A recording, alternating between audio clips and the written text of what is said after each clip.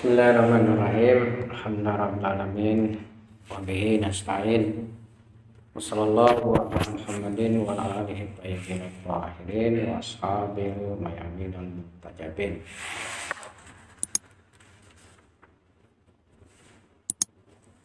Kita punya pelajaran akhlak tasawuf. Buku rujukannya yaitu kitab Suluk Faiz. Judul aslinya adalah Risalatul Haqaiq.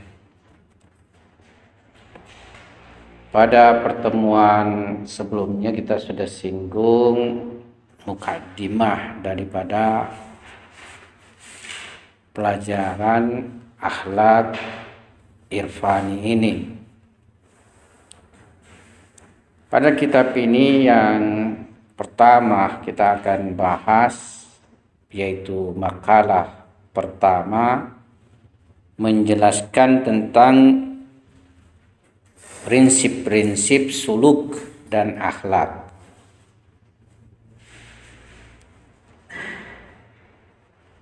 Makalah ini sendiri mempunyai beberapa bab. Di dalam bab pertama menjelaskan tentang kedudukan ilmu. Salah satu sifat utama dan mulia yang perlu diraih oleh setiap kita adalah ilmu dalam berhadapan dengan jahal. Karena jahal itu yakni kegelapan. Ketidaktahuan itu membuat seseorang tidak mempunyai pandangan yang terang terhadap berbagai persoalan yang penting di dalam kehidupannya. Olehnya setiap manusia yang pertama dan paling esensi diusahakan untuk diperolehnya yaitu ilmu. Nah, dalam kitab ini dijelaskan bahwasanya sebab asli dan universal dari penciptaan alam, baik alam tinggi, alam transenden. Alam tinggi atau alam transenden ini yaitu alam para malaikat. Kalau dalam istilah filsafat, alam non materi, di mana di dalam alam ini tidak terdapat perbenturan satu dengan lainnya. Dan semuanya sudah sempurna. Jadi seluruh malaikat ilahi itu dia sudah sempurna. Sudah tertetapkan kedudukannya. Kalau misalnya di tatanan alam ini dia menempati urutan ketiga, maka dia selamanya di urutan ketiga. Tidak pernah ia naik ke urutan kedua dan juga tidak pernah turun ke urutan keempat dan seterusnya. Jadi kedudukannya sudah bersifat tetap.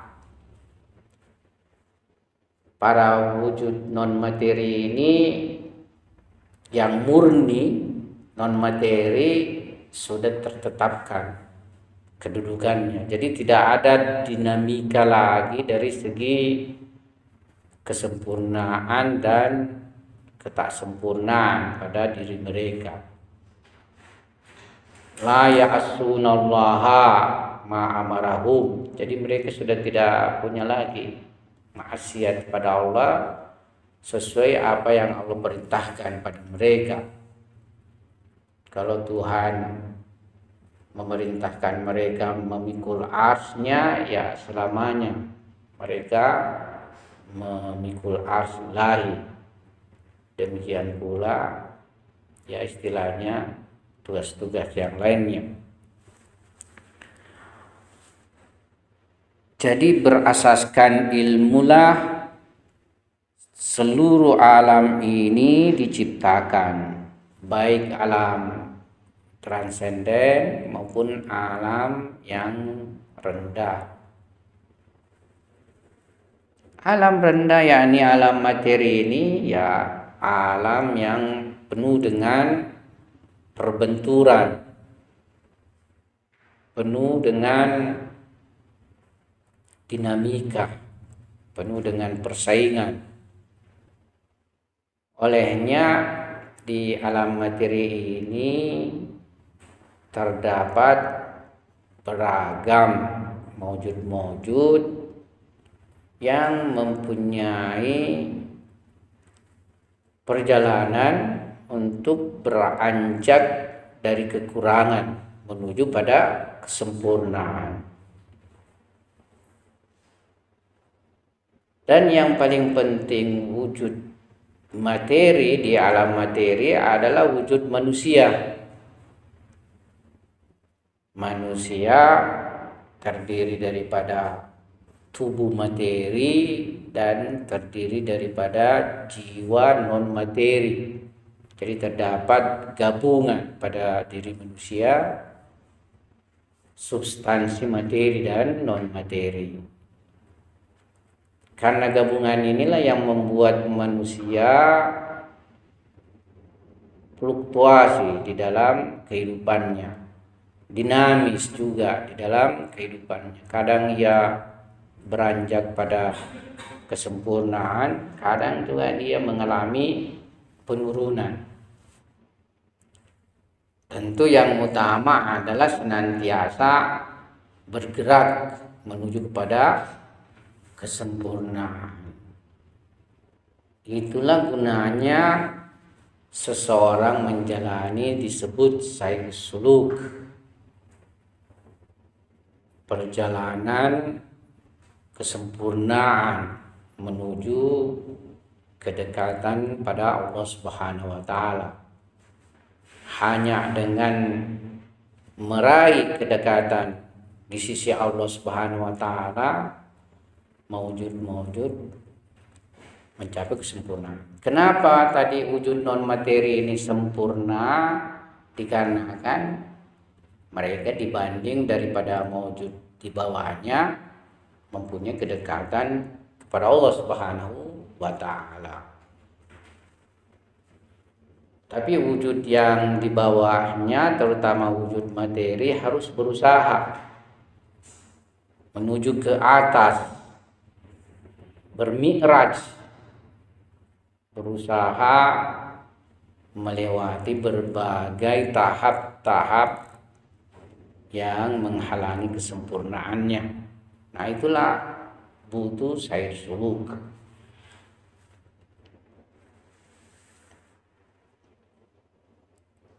Dan paling baiknya sesuatu yang bisa mengantarkan manusia kepada Allah Subhanahu wa taala dan mendekatkan kepadanya adalah ilmu. Jadi yang paling baiknya, yang paling utamanya sesuatu yang bisa mengantar manusia menuju kepada kedekatan atau taqarrub ila Allah Subhanahu wa taala itu adalah ilmu. Sebab pekerjaan ibadah yang dilakukan tidak didasari oleh ilmu tidak berarti dan tidak akan terlaksana secara benar. Jadi ibadah yang tidak didasari dan dibekali oleh ilmu sebagai wahana dan wasilah mendekatkan diri kepada Allah Subhanahu wa taala itu tidak akan berarti kalau tidak diterangi dengan ilmu. Sebab bagaimana caranya? Lihatlah fenomena misalnya berbagai umat-umat ini yang tidak mendapatkan cahaya ilmu ilahi yang dibawa para anbiya dengan perantara bikinannya sendiri, itu tidak bisa mendekatkan mereka kepada Tuhan, malah menjauhkan mereka dari Tuhan, karena mereka buat secara berdasarkan seleranya, berdasarkan keinginan, bahkan ada yang berdasarkan hawa nafsunya. Ya, itu tidak bisa ya, membawanya kepada kedekatan kepada Allah Subhanahu wa taala. Makanya terdapat sebuah riwayat bahwa tidak ada gerakan kesempurnaan kepada Tuhan kecuali didasari dengan ilmu, ya, dengan petunjuk ilmu lah kita bisa beribadah dengan benar kepada Allah Subhanahu wa taala. Ya. Ada misalnya orang mau menyatakan rasa syukurnya kepada Tuhan dengan beribadah kepadanya, tetapi ya ia melakukan sesuatu yang justru tercela, ya, tidak benar.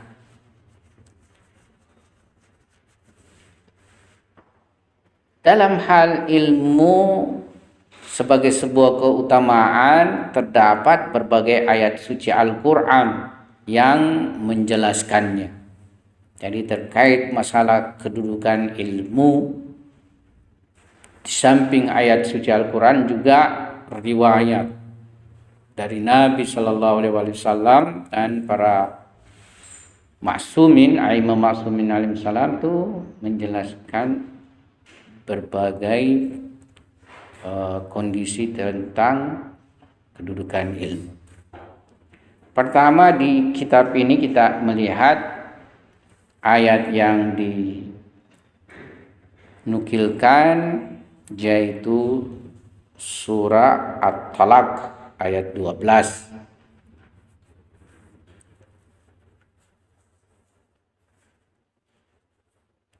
Allah berfirman, jadi surah At-Talaq ayat 12. Allah berfirman, Allahul ladzi khalaqa sab'a samawatin wa minal ardi mislahunna yatanazzalul amru bainahunna lita'lamu annallaha ala kulli syai'in qadir wa annallaha qad ahata bikulli syai'in ilma.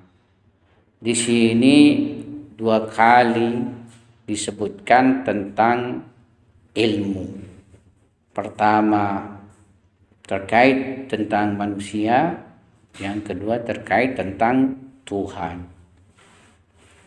Kalau kita artikan kurang lebih, yakni Allah yang menciptakan 7 petala langit dan dari bumi seperti demikian, seperti mereka. Maksudnya berarti bumi itu juga terdapat 7 tingkatan. Yatanazzalul amru bainahunna, dia menurunkan perintah atau perkara di antara mereka. Lita'lamu annallaha ala kulli syai'in qadir, supaya kalian mengetahui. Jadi di sini sudah ada kata lita'lamu, supaya kalian punya ilmu, supaya kalian mengetahui bahwa Allah atas segala sesuatu maha kuasa. Jadi hanya dengan ilmu kita bisa memahami bahwa penciptaan dan kepengaturan alam ini di samping berasaskan ilmu dan hikmah ilahi, juga berasaskan kekuasaan dan kudrah ilahi. Ya, alam ini suatu realitas yang sangat besar, yang membutuhkan ilmu sedemikian sempurnanya. Bahkan Allah dari segi ilmu adalah maha sempurna. Kata Tuhan di ayat lain, ya, tidaklah ia menciptakan sesuatu di alam ini secara sia-sia. Jadi semuanya mempunyai manfaat, seluruhnya mempunyai hubungan satu dengan yang lainnya. Ya. Kita melihat Tuhan ciptakan api, Tuhan ciptakan air, Tuhan ciptakan tanah, Tuhan ciptakan udara. Ya, di bumi ini khususnya.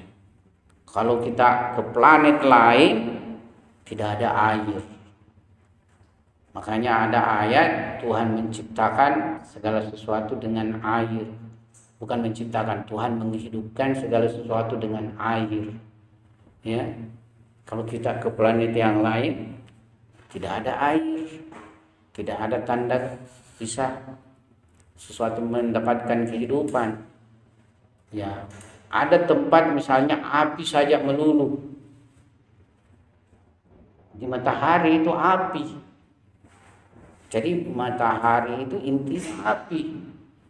Api yang sangat dahsyat, yang sedemikian besarnya, sehingga meskipun bumi sangat jauh sekali dari matahari, ribuan misalnya, bukan ribuan, jutaan atau miliar, saya tidak tahu itu di hitungan fisika, jaraknya antara bumi dan matahari jauhnya, tapi efeknya matahari itu bisa sampai ke bumi dalam bentuk cahaya matahari. Jadi api itu kan punya cahaya, api kecil punya cahaya. Makanya kalau di malam hari gelap sekali, sama sekali tidak ada cahaya, cara kita untuk mendapatkan cahaya kan menyalakan api lilin misalnya. Ya, sekarang ada listrik. Tapi waktu sebelum datangnya listrik, ya yang digunakan untuk penerangan satu-satunya adalah api. Dan cahaya listrik itu tidak ada apa-apanya dibanding cahaya matahari. Ya. Cahaya matahari sedemikian besarnya itu berasal dari api yang sangat dahsyat sekali. Jadi itu kekuatan Allah Subhanahu wa taala dalam mengatur alam ini, dalam menciptakan alam ini, dan meletakkan seluruh aturan, ya, sistem terhadap alam, di mana sistem satu dengan yang lainnya mempunyai keterkaitan. Bulan misalnya mendapatkan cahaya juga dari matahari, lantas bulan memberi cahaya di malam hari kepada bumi.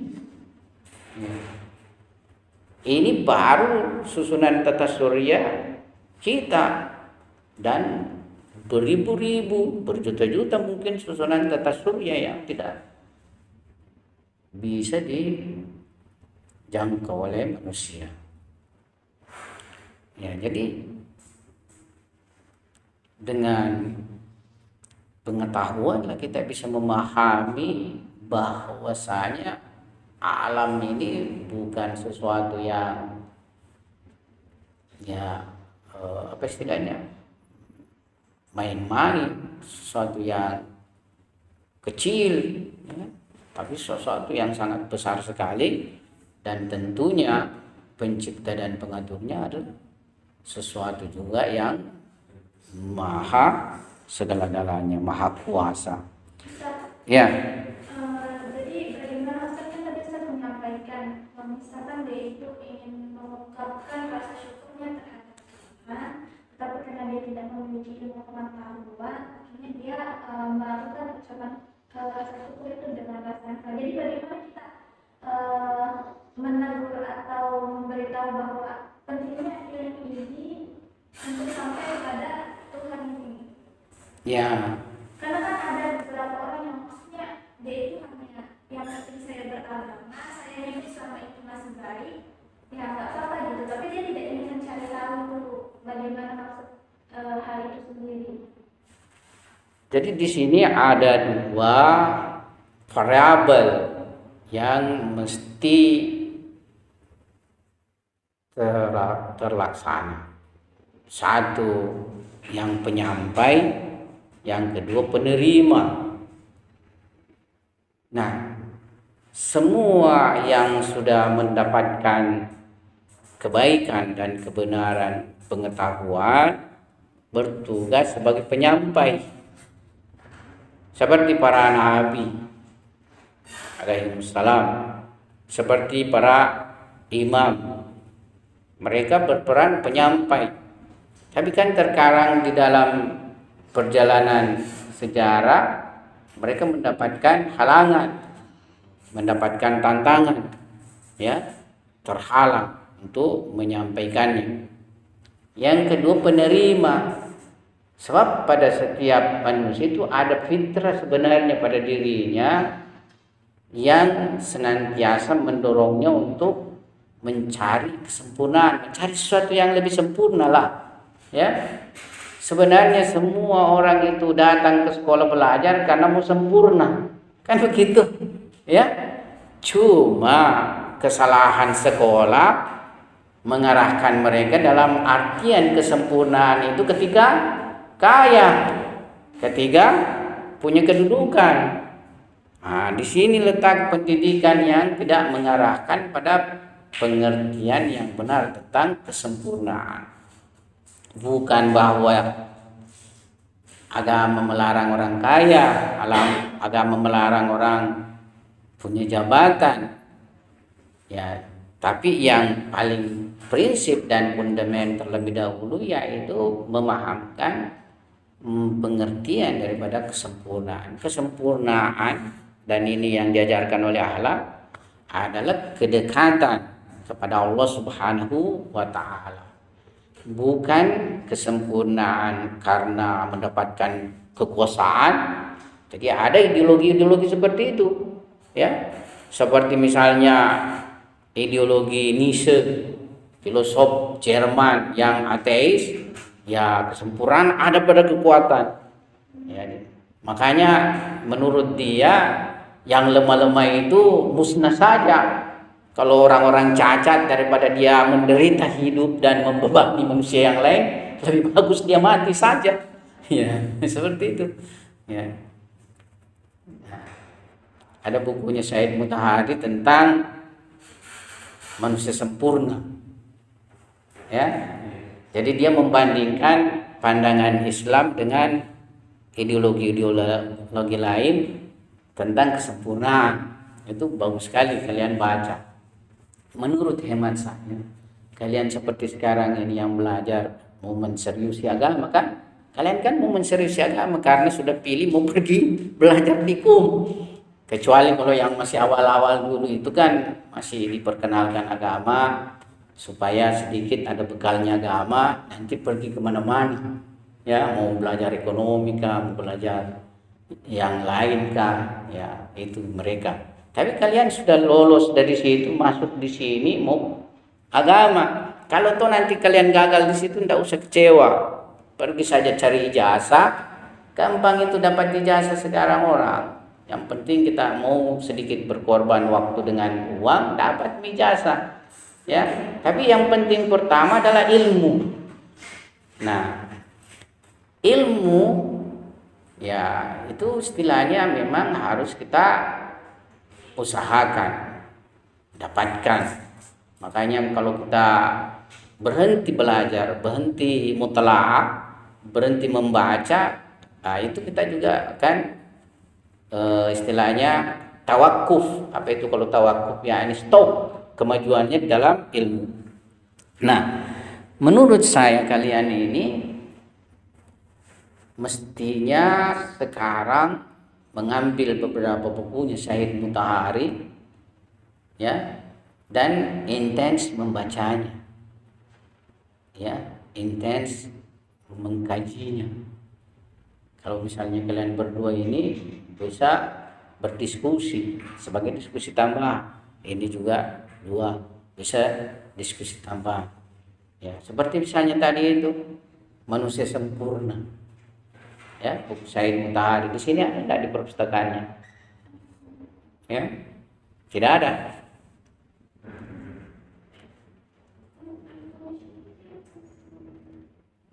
Jadi tentang manusia sempurna buku Said Mutahari itu dulu waktu saya masa-masa mahasiswa terkenal sekali itu buku, kita kaji ada beberapa bukunya Said Mutahari itu sangat terkenal sekali.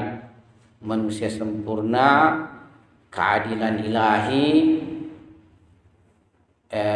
manusia, individu dan masyarakat. Ya, itu yang saya ingat. Tapi bisa jadi berubah judulnya sekarang. Orang kadang sudah ubah judulnya, ya. Tapi menurut pikiran saya bagus sekali kalian ini berdiskusi seputar pemikirannya Said Mutahari. Dan kalau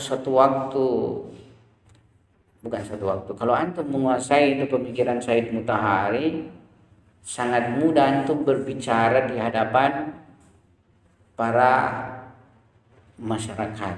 masyarakat yang bertingkat-tingkat itu. Karena bahasa Said Mutahari itu sangat bisa diterapkan kepada berbagai masyarakat. Bisa berbicara di hadapan para pemuda, para mahasiswa, bahkan para istilahnya alumni universitas. Kalian bisa bicara dengan pemikiran Said Mutahari. Kebetulan sekarang ada kajiannya Ustadz Miswar. Saya lihat Ustadz Miswar ini semester tidak pegang pelajaran, tapi dia punya kajian tentang evolusi sosial manusia, yang buku dipakai acuannya bukunya Said Mutahari. Ya, nanti Ahyar dulu punya nomor sama saya. Ahyar tidak berubah nomormu Ahyar? Masih ada save nomorku. Ya, kirim nanti sama saya salam saja toh. Baru nanti saya kirimkan linknya kajiannya Ustadz Miswar toh. Nanti antum bagi sama temannya. Kalau misalnya tidak benturan pelajarannya, ikuti itu sesi kajiannya Ustadz Miswar. Jadi dia punya sesi kajian namanya evolusi sosial manusia kalau tidak salah. Ya. Dan acuan bukunya adalah buku Said Mutahari. Saya pernah diskusi dengan beberapa teman, mestinya di kalangan sekarang ini ada beberapa teman yang berkonsentrasi di pemikirannya Said Mutahari dan membuat Said, apakah Said atau membuat YouTube ya khusus pada wilayah pemikiran Said Mutahari. Kalau kalian mampu itu bagus sekali. Ya, saya kira boleh jadi banyak yang akan mengakses.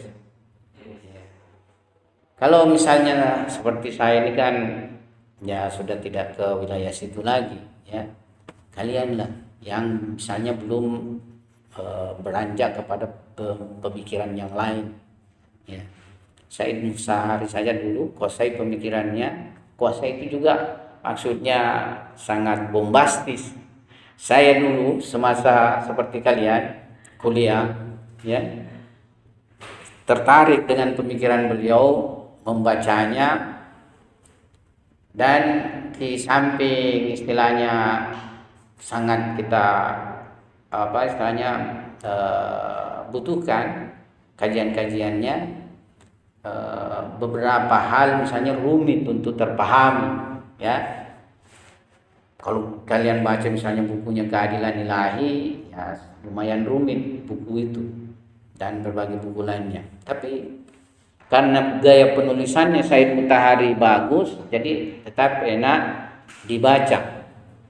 Nah, ketika itulah saya terbesit pikirannya untuk melanjutkan pelajaran agama, yakni ingin memahami pemikiran yang rumit itu. Artinya terdapat ketakpuasan pada diri saya karena ketakmampuan memahami seluruh buku-buku yang saya baca. Itulah yang membuat saya untuk mau istilahnya pergi belajar. Dan bayangan saya itu yang dulu yang sebenarnya tidak betul. Saya pikir ketika itu kalau saya 5 tahun belajar sudah saya bisa tuntaskan itu berbagai perkara dalam agama. Ya. Tapi waktu saya pergi belajar justru saya baru mendapati alif ba-nya. yakni misalnya baru belajar nahwu Arab, baru belajar bahasa Persia. Kalau juga sudah mengetahui sedikit bahasa Persia, belum tentu langsung bisa terapkan membaca buku-buku susah. Ya, jangan pikir begitu. Ya. Kalau kita misalnya baru tahu bahasa Persia, harus dulu membaca ya sesuai dengan kemampuan bahasa kita itu, buku-buku yang masih dasar-dasar. Dan bertahap itu ya, jadi bayangan saya itu 5 tahun gugur, kemudian 10 tahun belajar sebenarnya oke lah, waktu itu sudah bisa secara mandiri melakukan, telah menguasai, sudah bisa. Cuma waktu itu saya berpikir kalau balik di Indonesia saya tidak mau lagi belajar. Balik di Indonesia saya siap untuk mengajar saja, tidak mau lagi belajar. Akhirnya saya teruskan studi saya, ya. Setelah selesai magister itu, ya saya teruskan. Awalnya saya lari dulu ke nakli dan belajar tafsir, tidak puas. Ternyata saya punya ini memang di filsafat. Kembali saya ke filsafat, itulah yang membuat agak lama selesai. Mestinya selesai cuma 5 tahun menjadi 7 tahun karena ada 2 tahun tambahan yang sifatnya salah jurusan. Tapi itu yang bekali saya bisa ajar kalian lebih bagus tafsir, toh. Jadi 2 tahun itu saya pergi belajar tafsir. Nah, di situlah saya mempunyai lebih banyak penguasaan tentang ilmu tafsir lagi. Ya. Nah, saya pergi lagi mendalami filsafat berapa tahun itu, kemudian menyusun disertasi, selesai.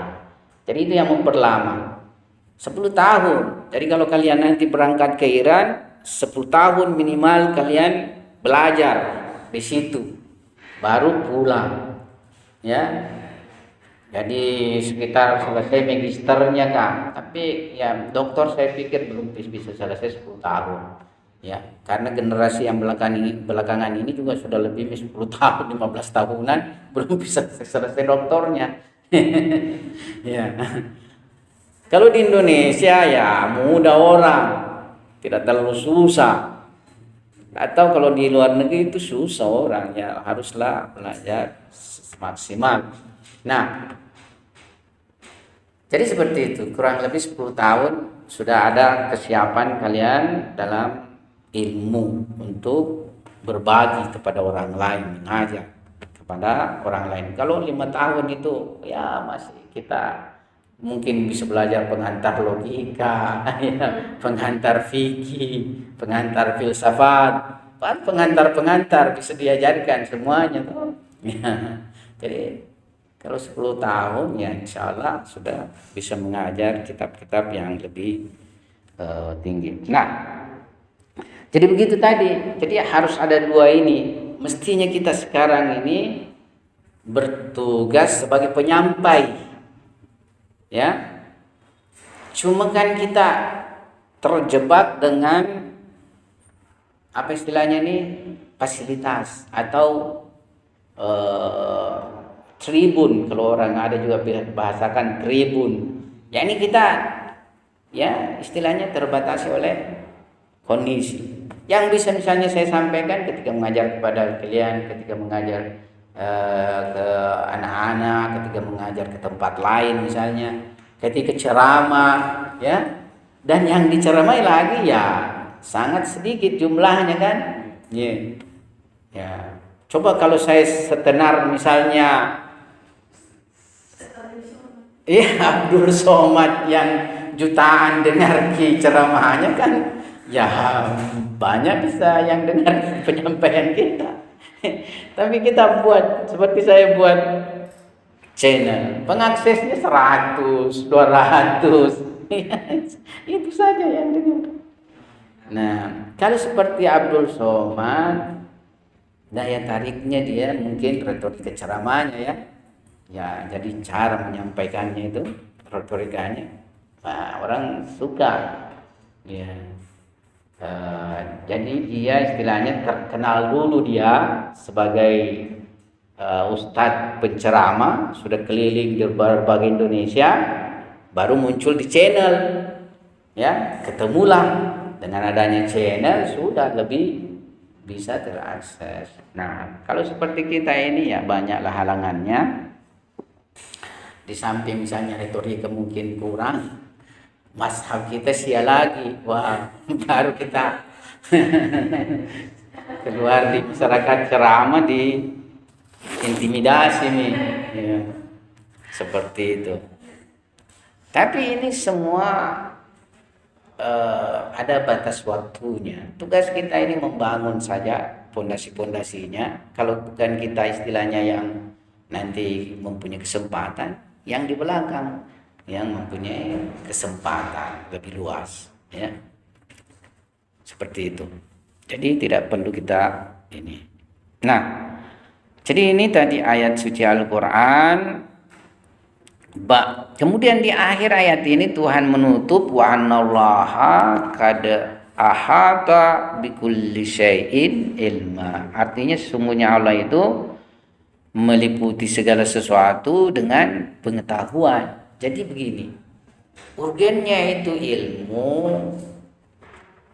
Kita misalnya tidak bisa meliputi, menguasai ya sesuatu itu kalau tidak mempunyai pengetahuan terhadapnya.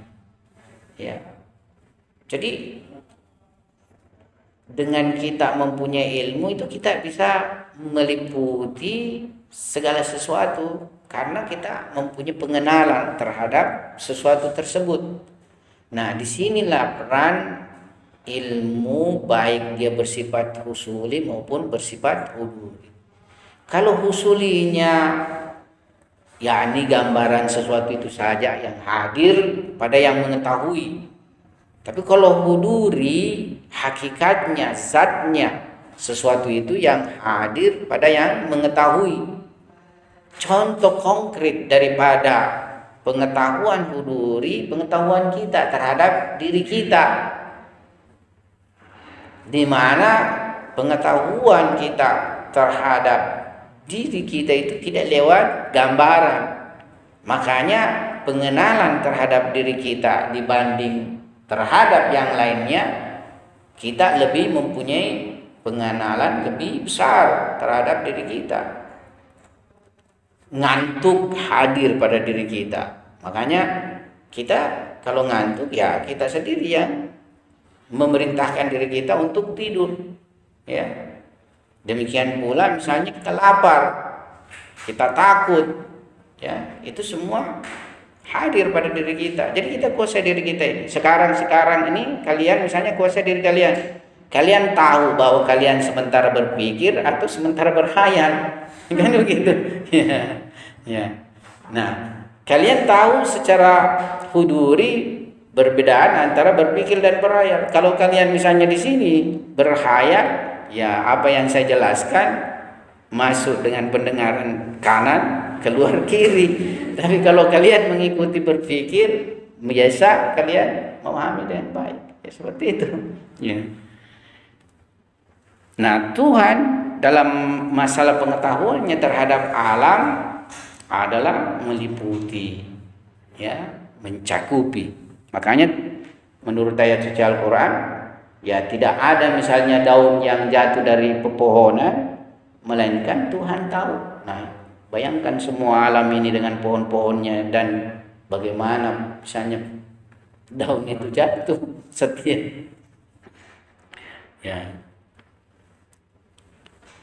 Nah, ayat yang lain kita akan kutip di sini, yaitu surah Al-Imran ayat 18. Surah Al-Imran ayat 18 ini, syahidallahu annahu la ilaha illa huwa wal malaikatu wa ulul ilmi qa'iman bil qist la ilaha illa huwal azizul hakim. Nah, ayat ini juga cara pemaknaannya itu harus bentuknya seperti ini. Syahidallahu annahu la ilaha illa huwa, kemudian langsung kita ke qa'iman bil qist, nanti wal malaikatu wa ulul ilmi itu. Karena kalau kita memaknai setelah syahidallahu annahu la ilaha illa huwa wal malaikatu wa ulul ilmi qa'iman bil qist, nah pemaknaan kita nantinya tidak menjadi benar. Jadi pemaknaan pertama, Allah bersaksi sesungguhnya tidak ada Tuhan kecuali Dia qa'iman bil qisti, yang menegakkan keadilan. Itu yang pertama. Baru kita wal malaikatu wa ulul ilmi, ya, dan para malaikat serta ulul ilmi, yakni manusia yang mempunyai ilmu, ya, juga bersaksi. Ya, di sini terkandung kata juga syahida la ilaha illa huwa, tidak ada Tuhan kecuali Dia Al-Azizul Hakim, yang maha perkasa, maha bijak. Jadi seperti itu kita memaknai, ya. Jadi yang bisa mengenali Tuhan dengan tauhid hanya orang yang mempunyai ilmu. Pertama, Tuhan memang mengenali atau mengetahui dirinya, ya. Syahidallahu annahu la ilaha illa huwa, Dia bersaksi sesungguhnya tidak ada Tuhan kecuali Dia. Demikian pula para malaikat dan ulul ilm bersaksi juga la ilaha illa huwa, tidak ada Tuhan kecuali Dia Al-Azizul Hakim, yang maha perkasa, maha bijak. Jadi orang yang bisa sampai pada pengetahuan tauhid, orang yang berilmu. Nah, kalau kita tadi singgung pengetahuan husuli dengan huduri, beda itu pengetahuan tauhid husuli dengan pengetahuan tauhid huduri. Pengetahuan tauhid husuli paling tingginya adalah di ilmu filsafat, ya. Jadi pengetahuan tauhid dengan ilmu husuli paling tingginya itu ada di filsafat, yakni pengetahuan kita lewat burhan, lewat dalil-dalil, itu yang paling tinggi. Tapi pengetahuan tauhid secara huduri, kalau kita ingin sampai padanya, sair suluk ini, ya, sair suluk ini harus melewati berbagai tahapan sair suluk sampai yang disebut dengan fana. Harus fana. Nanti ketika fana, hilang pandangannya terhadap segala sesuatu, bahkan terhadap dirinya, barulah yang menyaksikan realitas tauhid itu. Nah, sesuai dengan pengetahuan usuli juga yang kita pahami, tauhid perbuatan, tauhid sifat, tauhid zat. Nah, itu nanti dia secara penyaksian menyaksikan realitas tauhid tersebut, bukan lagi secara hanya pikiran, tapi kenyataan yang saksikan.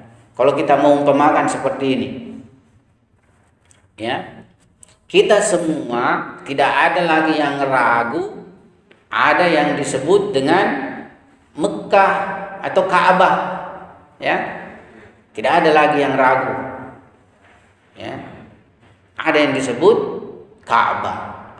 Jadi kita sudah sampai pada ilmu yakin. Ya. Dalilnya yang kita gunakan tentang adanya Ka'bah yaitu namanya dalil mutawatir. Ya, yakni sangat banyak orang menginformasikan kepada kita, mutawatir. Ya. Sampai sudah tidak ada lagi keraguan, meskipun kita sendiri misalnya tidak pernah pergi ke Ka'bah. Ya. Jadi pengetahuan husuli karena kita belum menyaksikan Ka'bah. Kapan dia berubah menjadi pengetahuan huduri? Setelah kita syuhud. Awal syuhudnya itu kita datang ke Mekah, memandang Ka'bah. Oh, ini Ka'bah. Ya, itu sudah syuhud. Beda tadi cuma pengetahuan kita ini hanya husuli. Kan begitu? Nah, kita datang di sana kita sudah menyaksikan syuhud. Jadi namanya ainul yakin. Jadi pertama pertama yakni ilmu yakin namanya, yaitu pengetahuan yang sudah yakin, tidak ada lagi keraguan, itu disebut ilmu yakin. Kemudian ainul yakin, penyaksian. Ya. Tetapi lebih tinggi daripada ainul yakin yaitu penjatuhan. Masuk misalnya dalam Ka'bah itu sendiri. Ya, ini hakul yakin. Atau misalnya kalau perumpamaan pengetahuan kita terhadap air, ya. Kemudian kita melihat air itu sendiri. Dan lebih tinggi daripada melihat air, turun di air, menyatu dengan air. Ya. Makanya ya pengetahuan huduri inilah yang bisa kita pengetahuan huduri ini lebih tinggi daripada pengetahuan husuli. Jadi tauhid husuli ini hanya sampai pada ilmu yakin. Untuk sampai pada tauhid huduri, pertama harus mendapatkan pengetahuan ainul yakin, dan paling puncak adalah hakul yakin. Ya, seperti itu. Nah, jalannya untuk dapat ainul yakin ini sair suluk. Ya, sudah luar biasa kalau kita bisa sampai ainul yakin. Ya, kalau sampai hakul yakin itu sudah paling tinggi. Ya. Kemudian ayat lain terkait masalah keutamaan dan kedudukan ilmu, yakni di surah Al-Fatir ayat 28. Innama yakhshallah min ibadihil ulama, min ibadihi al ulama.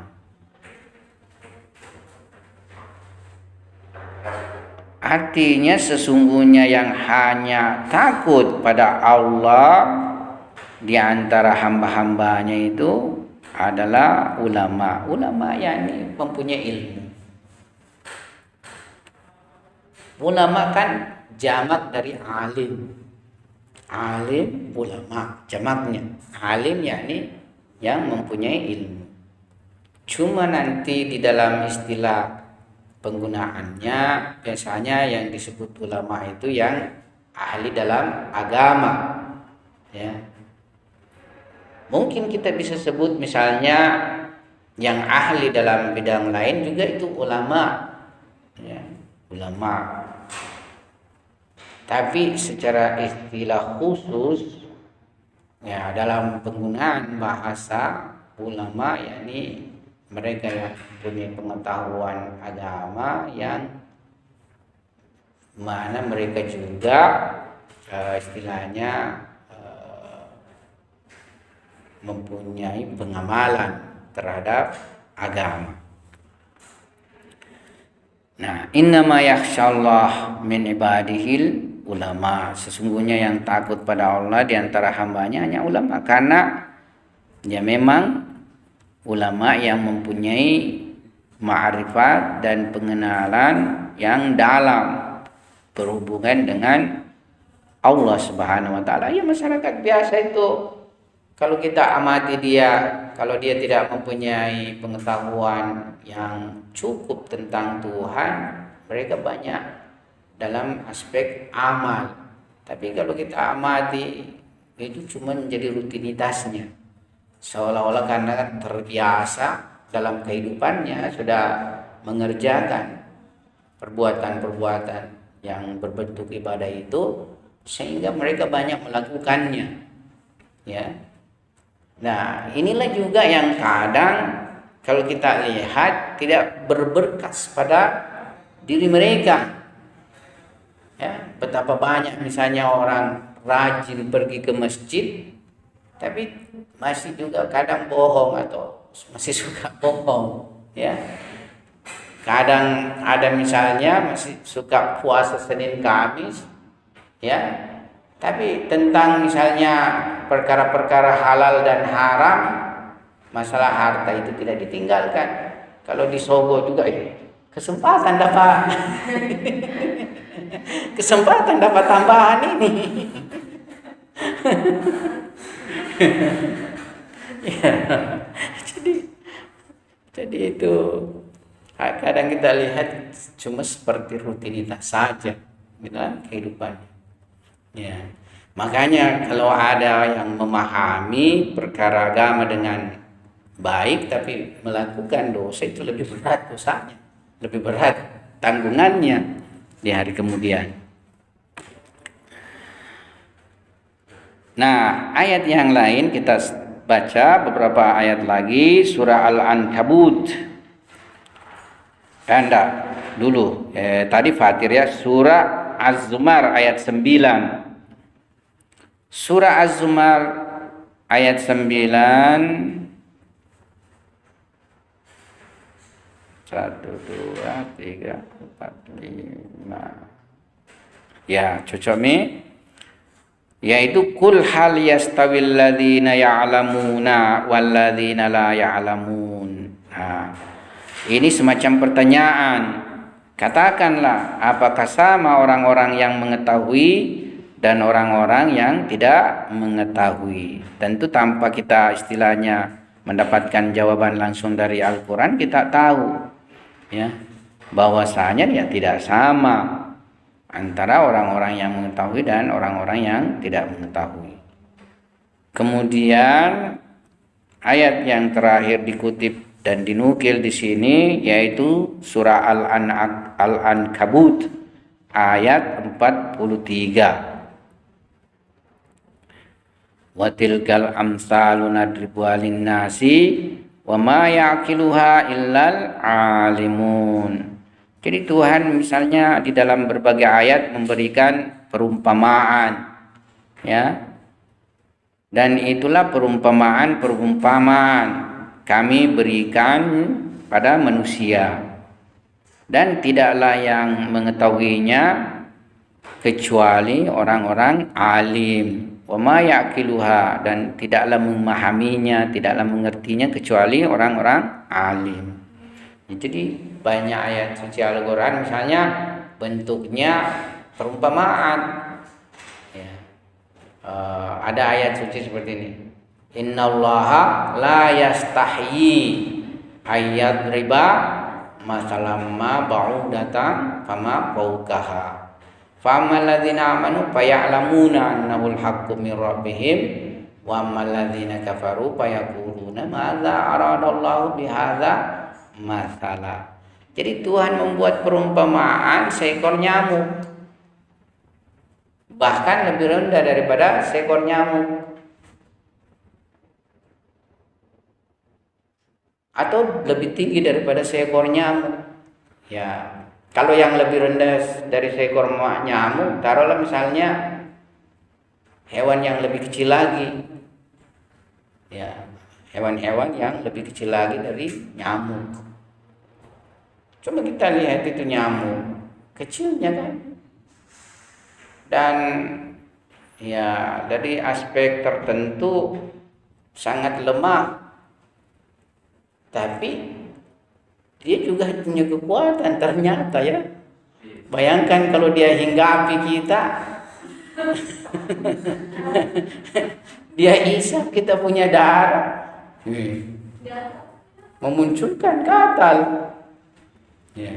Belum lagi kalau dia sejenis nyamuk Aedes membawa ya, bisa kita kena demam berdarah. Ya. Seperti itu.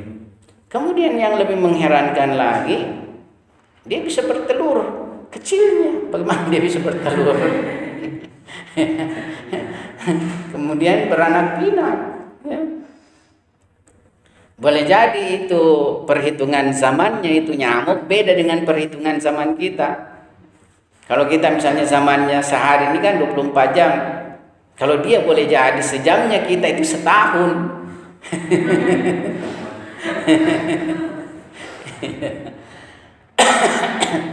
Kupu-kupu itu prosesnya itu kan sangat cepat, ya. Kupu-kupu awalnya dia menjadi ulat bulu, ya. Selang berapa lama kemudian berubah menjadi kupu-kupu. Kepompong dulu dia, kepompong. Kemudian menjadi kupu-kupu. Nah, ketika dia menjadi kupu-kupu, itu dia cuma seharian saja itu hidup. Terbang, ya. Mungkin itu perhitungannya seharian itu sudah 100 tahun.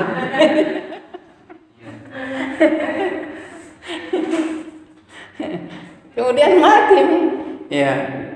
Jadi ya. Jadi kalau dibilang tadi bahwa ilmu itu berjalan untuk menyempurna, tapi di sisi yang lain ada juga orang yang dengan ilmunya itu masih jauh dari kata sempurna. Kemungkinan orang yang dengan ilmunya itu justru disisahkan dengan ilmunya. Ya. Itu dari mana berangkat? Ya, pertanyaan menarik. Jadi memang ilmu bukan dimensi satu-satunya yang bisa menyempurnakan manusia. Makanya kan selalu juga itu digandengkan iman, ya, keimanan. Jadi 3 rangkaian ini harus ada: iman, ilmu, amal saleh. Nah, itu yang bisa mengantar pada kesempurnaan. Keimanan ini memang suatu perkara yang cukup sulit sebenarnya juga kita pahami. Kalau kita mengatakan ilmu yang membawa orang iman, ini tadi pertanyaannya, banyak orang yang sudah punya ilmu tapi tidak iman. Ya. Abu Lahab itu bukan tidak mengetahui kebenaran Nabi. Ya. Dia mengetahui kebenaran Nabi, sama dengan yang lain mengingkari atau misalnya menyalahi ajaran Nabi itu bukan karena ketiadaan iman, bukan ketiadaan ilmu, tapi iman ini belum mempengaruhi jiwanya, ya, atau ilmu ini belum istilahnya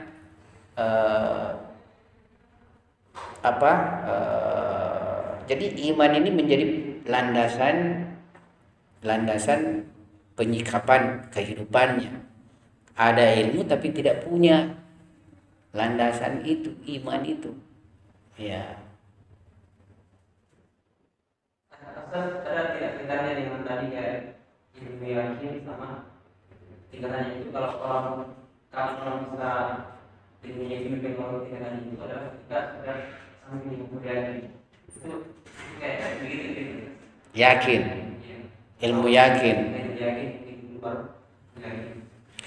Nah, kalaupun ilmu yakin, itulah tadi yang saya singgung, seperti Abu Lahab itu terhadap kebenaran Nabi sampai pada ilmu yakin. Biasanya ada masih penghalang pada diri manusia. Jadi kita ini manusia memang multidimensi, sangat istilahnya plural dalam berbagai aspek. Ada ilmu, ada penghalang, Makanya kadang kita begini kan berdoa. Ada doa itu menarik sekali.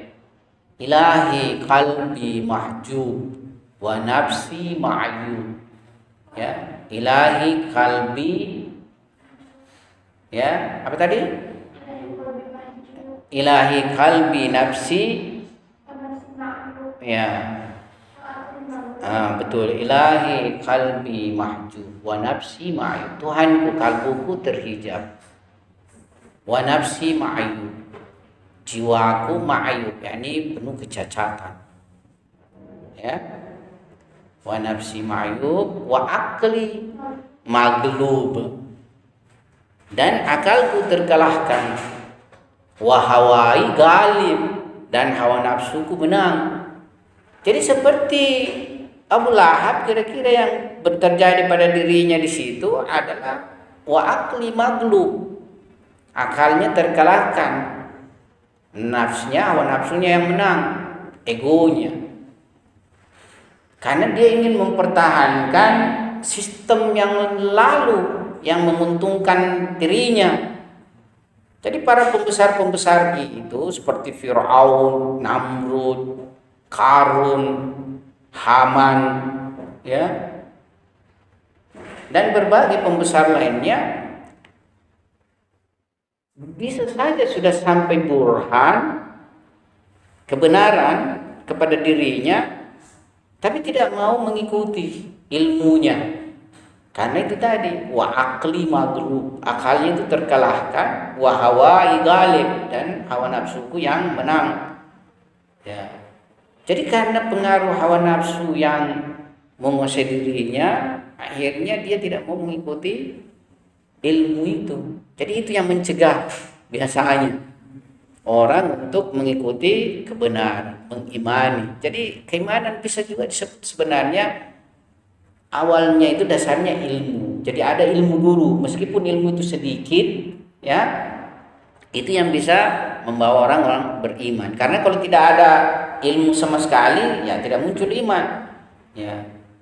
Nanti misalnya saya takut terhadap sesuatu yang mengancam saya, kalau sudah ada keimanan padaku tentang realitasnya. Kalau mungkin sekedar ilmu, ya belum. Tapi kalau sudah berubah dalam bentuk keyakinan, itu sudah memberi pengaruh. Ya. Nah, jadi manusia ini banyak aspeknya, sehingga bukan cuma ilmu, tapi ilmu ini penting untuk landasan pertama untuk memberi dia atau mengarahkan dia kepada kebenaran. Ya, tapi dimensi yang lain harus juga, ya, istilahnya tidak menghalanginya. Ya, kalau ada dimensi-dimensi yang lain menjadi penghalang, ya susah juga. Ia tertuntun dengan ilmunya sama dengan kita ini misalnya, ya. Ya. Semua mempunyai ilmu tentang sesuatu misalnya yang tidak baik. Atau jangan yang dosa, yang tidak dosa. Kalau saya tanya misalnya, apa kamu yang tidak yakin tentang ilmu kedokteran bahwa merokok itu merusak tubuh? Ya, yakin toh, yakin toh. Tapi kalau saya tanya, kenapa paling enak kau merokok? Ya, jawabnya di situ. Ya. Jadi ada yang menyelimuti diri kalian, sehingga kalian abaikan saja itu ilmu. Aku itu ilmu, enak kalau merokok.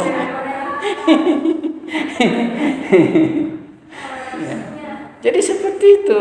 Manusia memang, ya, dalam berbagai hal terkadang tidak mengikuti ilmunya. Nah, setelah kita membacakan beberapa ayat suci Al-Quran, saya akan cuma bacakan beberapa riwayat untuk menuntaskan bab bagian ini. Ya. Dalam sebuah hadis, Amirul Mukminin, ya, berkata, jadi dinukil dari Amirul Mukminin Ali alaihissalam. Beliau berkata, ayyuhan nas i'lamu anna kamaladdin talabul ilmi wal amalu bihi. Ya, ala wa inna talabal ilmi aujabu alaikum min talabil mali. Innal mala maqsumun madmunun lakum kada qasamahu adilun bainakum wa dhaminahu wa sayafilakum wal ilmu mahzunun inda ahlihi wa qad umirtum bitalabihi min ahlihi fatlubu. Artinya apa? Artinya, wahai manusia, ketahuilah sesungguhnya kesempurnaan agama itu talabul ilm, mencari ilmu. Tapi jangan berhenti di situ. Wal amalu bihi. Jadi mencari ilmu dan mengamalkannya. Ketahuilah sesungguhnya mencari ilmu itu lebih wajib atas kalian daripada mencari harta. Ya, lebih wajib, bukan berarti tidak penting mencari harta. Ya, tetap penting, karena kalau tidak ada hartanya nanti bergantung kepada orang lain dan tidak bagus. Ya. Innal mala maqsumun madmunun lakum. Sesungguhnya harta itu terbagi dan terjamin bagi kalian. Allah telah membagikannya secara adil di antara kalian dan menjaminnya. Sebenarnya kita kadang tidak mendapatkan bahagian yang adil karena adanya yang rakus, adanya yang serakah, adanya yang merampas hak orang lain. Ya, mestinya kita ini kalau mau bekerja secara adil bisa mendapatkan pekerjaan. Ya, tetapi ada orang zalim lagi yang cegah kita bekerja, misalnya seperti itu. Ya, dia pilih keluarganya, dia pilih yang kasih uang dirinya. Ya, itu sekarang menurut orang mau saja jadi polisi katanya, ya harus sediakan 500.000 uang. Mau jadi polisi pangkat langsung sersan, sersan 2 kalau tidak salah. Ya. Itu harus orang siapkan uang 500 juta. Saya bilang kalau 500 juta saya bisa bikin peternakan. Misalnya saya bikin kandangnya 100 juta. Saya datangkan kambingnya misalnya 200 juta. 200 juta beli mobilnya untuk Wonet itu toh yang angkut anunya kan, rumputnya, makanannya, ya. Tapi orang ini jadi tentara, mungkin karena ya tentara ada kedudukannya di masyarakat. Pertama, kedua nanti ada gaji pensiunan tuh. Tapi kalau bertani mungkin masih ragu berhasil kah atau tidak, jangan sampai mati. Ya. Tapi Bismillah tawakal, kalau saya pikir insya Allah bisa berhasil orang. Ya. Atau perkebunan, tanam misalnya sesuatu yang seperti jagung. Jagung itu ada terus di istilahnya pembelinya. Cuma kadang dimainkan lagi harganya, ini juga manusia. Ya, harga jagung. Kadang kalau masyarakat sudah panen kasihan, sudah gembira hatinya, turun harganya. Padahal sudah kalkulasinya tadi sangat menguntungkan. Ya, tiba-tiba anjlok harganya begitu. Ya. Jadi permainan dunia seperti itulah. Ya. Dan cukup bagi kalian, ya, kalau sekiranya itu terbagi secara adil dalam kenyataan masyarakat kita ini. Dan ilmu itu tersimpan di sisi ahlinya. Jadi ilmu itu tersimpan di sisi ahlinya dan diperintahkan kalian untuk mencarinya dari ahlinya. Jadi kalau belajar ilmu juga jangan lewat YouTube saja. YouTube mana ditahu ahlinya atau bukan ahlinya. Kecuali kalau misalnya sudah dikenali atau diperkenalkan, memang dia ahlinya. Ya, fatlubuhu, maka carilah ilmu itu. Nah, jadi ilmu pada dasarnya merupakan keutamaan. Makanya dia juga mempunyai kedudukan yang sangat penting dari segala keutamaan yang harus didapat. Jadi kita jangan berpikir terlebih dahulu karena misalnya ada orang berilmu tapi dia malah tidak menjalankan kebenaran, ya itu lain lagi perkaranya. Nah, ada seorang astronom. Dulu waktu saya masih mahasiswa, saya baca buku-buku itu tentang misalnya beberapa ilmuwan yang dengan berkat membaca ayat suci Al-Quran bisa menjadi mukmin. Ya, kalau tidak salah, saya tidak tahu ini apakah dia kemudian menjadi muslim atau tidak. Salah seorang di antaranya bernama Sir Jones. Kalau tidak salah seorang astronomi Inggris. Ya, saya lupa nih. Itu sekian tahun saya baca dulu Sir Jones ini. Jadi dia ahli perbintangan. Dia mengamati benda-benda langit dan disitulah dia istilahnya terkesima takjub melihat kebesaran daripada alam ini. Jadi kita ini ya jangan pikir matahari itu sangat besar, tidak ada lagi skala besar atau bumi ini misalnya. Kan bumi ini kalau kita tahu besar kan besar sekali. Kita ini misalnya di sini nih, Amerika di mana, Kanada di mana, Afrika di mana kan, jauhnya itu luasnya kan. Tapi bumi ini ibarat sebutir pasir di hamparan lautan pasir dibandingkan seluruh benda-benda langit yang ada. Ya, jadi kalau kita misalnya lihat sebiji pasir di tengah hamparan pasir, ya bumi kita ibarat seperti itu di tengah hamparan benda-benda langit ini. Nah, Sir Jones ini dengan pengetahuannya seperti itu, ya misalnya dengan ayat suci Al-Quran yang mengisyaratkan tentang kebesaran alam ini, ma khalaqta hadza batila, ya tidaklah engkau ciptakan semua ini sia-sia, ya itu akan memberi inspirasi tentang kebesaran Maha Pencipta Allah Subhanahu wa taala dengan ilmu. Pernah saya singgung seorang ilmuwan hanya dengan persoalan ayat suci Al-Quran menggambarkan kesucian perempuan kan? Ya, kesucian perempuan. Makanya dikatakan dalam ayat itu ya perempuan kalau cerai dengan suaminya itu harus salasa tuh kuru, yakni 3 kali bersih. Ya, baru dijamin kebersihannya betul bahwa dia tidak mengandung lagi benih di dalam rahimnya. Makanya kalau dia bersuami kan, suami kedua ada anak lahir, itu dijamin bahwa benar-benar anak suami yang kedua. Tidak ada lagi keraguan bahwa mungkin yang pertama. Karena kalau kebulanan hamil itu beragam. Ada yang mengandung 7 bulan melahirkan, bahkan ada yang 6 bulan bisa melahirkan. Ada 6 bulan, 7 bulan, 8 bulan, 9 bulan, bahkan 10 bulan lagi ada yang lebih misalnya seperti itu. Ya, oke. Saya kira inilah yang kita singgung pada kesempatan ini. Mudah-mudahan ada berkahnya. Sekian, assalamualaikum warahmatullahi wabarakatuh.